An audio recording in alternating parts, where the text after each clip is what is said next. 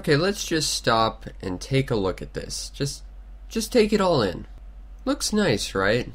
Everything's all nice and detailed and colorful. Well, I guess we better get started. And now I'm hoping you understand why Jim Power in Lost Dimension in 3D is not a particularly good game. Because having to record footage of this game for this review felt like the backgrounds were trying to kill me. But I guess we should actually start proper and talk about the story. Well, the story is quite simple. This guy, named Jim Power, is lost in this dimension of 3D. Near as I can tell, that's the entirety of the story. Not getting much more out of that, unfortunately. So let's just quickly skip on ahead to the gameplay. Now, the gameplay is a functional run-and-gun shooter, similar to something like Contra. And similar to Contra, you die in one hit. Now, that's not too bad. Contra was pretty good, but this game is running at about 2,000 times the speed Contra was. And that's where the main problem of the actual gameplay comes in. Jim controls fairly well, with the exception of not being able to run and shoot at the same time. He controls in a very responsive manner. However, no matter how responsive he is, the environment is out to kill him. Enemies will spawn in 5 feet in front of him, running at him as the screen scrolls. And unless they just happen to stop an inch in front of them and turn around, they're going to kill him. That's kind of annoying. What's more annoying are the moving platforms, though. Because while moving platforms are a mainstay of platforming games, they move faster than your character does. Because of this, trying to land on a moving platform ends up being about 50% luck because you can't really judge where the platform's going to be when you land on it. Because it moves faster than your falling rate or your moving rate. And unfortunately, a lot of these moving platforms are over these death pits, which will kill you instantly.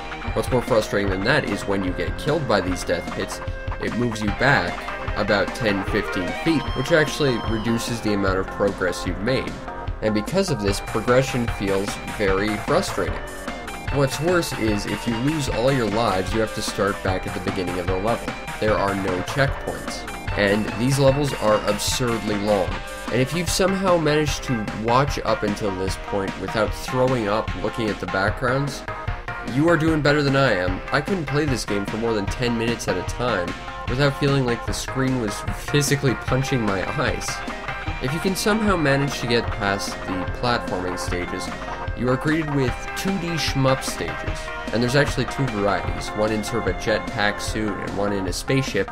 Not only are they both frustratingly difficult and moving much faster than you can really compensate for, it's also very hard to tell what parts of the scenery will kill you or not, because you can't touch walls without dying. If you somehow manage to survive all that, you're greeted with a weird top-down shooter stage. And I really have to give credit to Jim Power. It gives you a lot of different types of gameplay for this one cartridge, and that's really cool, except that it's barely functional. I'm going to be completely transparent with you here. All the footage that isn't the first 2D platformer stage that I opened this video up with, I had to cheat to get to, because I couldn't stomach getting there, and that's not good.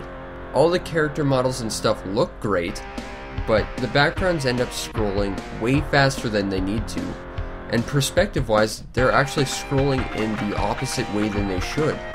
The animations are nice and fluid, but they look like they've been sped up, which brings me back to my giant complaint about the gameplay. This game would be fantastic to play, except for the fact that it feels like the gameplay was sped up by about 2,000%, making it virtually unplayable.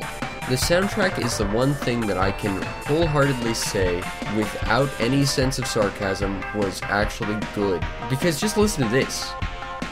This is kick-ass.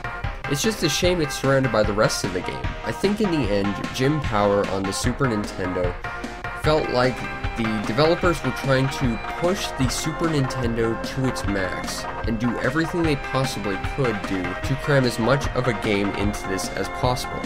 However, in following and ultimately fulfilling their ambitions, it feels like they lost perspective on exactly what they were doing. Because the game as is virtually unplayable. Because of how punishing this game is, you essentially have to memorize everything about this game if you want to actually play it well. And that's no fun. Every death in this game feels like it's because the game is simply running too fast. It's not on me, it's on the fact that I don't have enough time to react to anything. And that's not a sign of a well-designed game. It's a shame too, because this game seems so ambitious and it looks like it tries to fulfill every ambition that it sets out to do. In doing so, it loses the understanding that someone's actually going to be sitting down and playing this. So in conclusion, I sincerely hope Jim Power stays lost in the 3D dimension, because I'm not sure I can stomach another adventure with this guy.